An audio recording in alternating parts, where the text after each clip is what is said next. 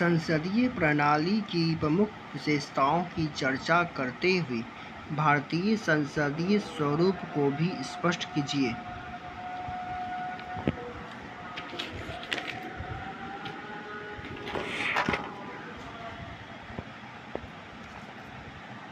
सरकार की संसदीय प्रणाली अपनी नीतियों और कार्यों के लिए कार्यपालिका को विधायिका के प्रति जवाबदेह रखती है। राष्ट्रपति और मंत्रिपरिषद प्रधानमंत्री के साथ कार्यकारी बनाते हैं। राष्ट्रपति सरकार के नाममात्र कार्यकारी के रूप में कार्य करता है, लेकिन प्रधानमंत्री और मंत्रिपरिषद वास्तविक कार्यकारी के रूप में कार्य करते हैं। सरकार की संसदीय प्रणाली की विशेषताएं: राज्य के नाममात्र और वास्तविक प्रमुख। नाममात्र कार्यकारी और राज्य के औपचारिक प्रमुख। भारत का प्रधानमंत्री, जो वास्तविक कार्यपालिका भी है, सरकार का मुखिया होता है, जबकि राष्ट्रपति नाममात्र का मुखिया होता है। अनुच्छेद 31 के अनुसार अनुच्छेद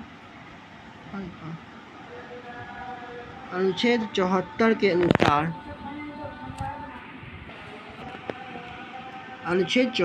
अनुसार राष्ट्रपति के कार्यों को प्रधानमंत्री के नेतृत्व में मंत्रिपरिषद द्वारा सहायता और सलाह दी जाएगी। कार्यपालिका विधायी शाखा का एक हिस्सा है। कार्यपालिका सरकार की एक शाखा है जो विधायिका का रिपोर्ट करती है।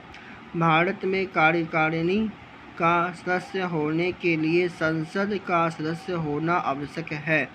हालांकि यदि कोई व्यक्ति संसद का सदस्य नहीं है तो संविधान उसे एक होने से पहले अधिकतम 6 महीने के लिए मंत्री के रूप में नियुक्त करने की अनुमति देता है।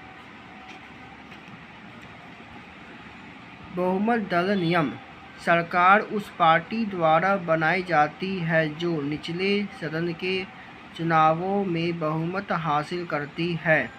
भारत में राष्ट्रपति लोकसभा में बहुमत दल का नेता को सरकार बनाने के लिए आमंत्रित करते हैं। इस घटना में किसी एक दल के पास बहुमत नहीं होता। राष्ट्रपति सरकार बनाने के लिए पार्टियों के गठबंधन को आमंत्रित कर सकती है। सामूहिक जिम्मेदारी: मंत्रिपरिषद सामूहिक रूप से संसद के प्रति उत्तरदायी होती है। संसद के निचले सदन के पास सदन में अविश्वास प्रस्ताव पारित करके सरकार को हटाने की शक्ति है। भारत में एक सरकार केवल तब चलती है जब तक उसे लोकसभा के अधिकांश सदस्यों का समर्थन प्राप्त होता है। सत्ता के केंद्र के रूप में प्रधानमंत्री: भारत के प्रधानमंत्री ही सच्चे कार्यपालिका हैं।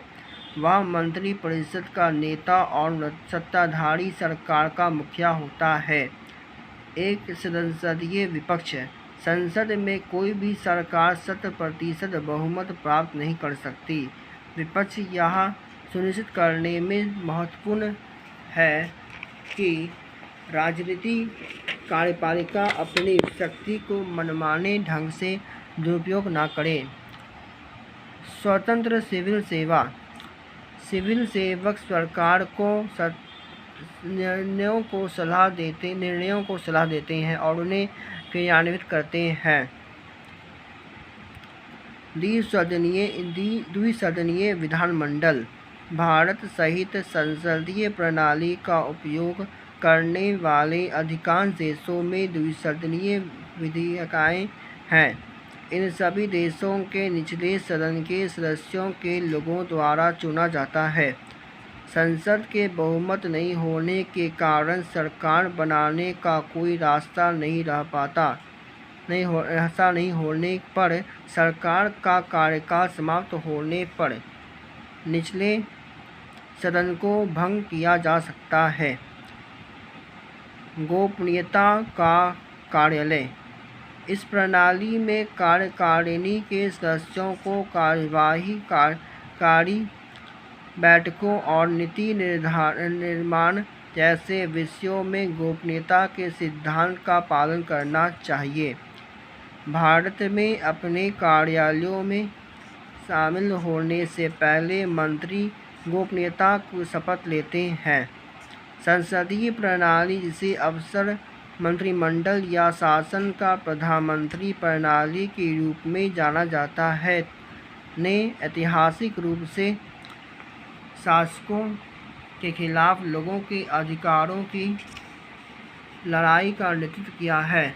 हमें दिखा है कि जबकि संसदीय शासन की शुरुआत यूनाइटेड किंगडम में हुई थी, इसे कई देशों द्वारा अपनाया गया है, दोनों विकासशील और विकसित देशों के साथ। ठीक है, बाय।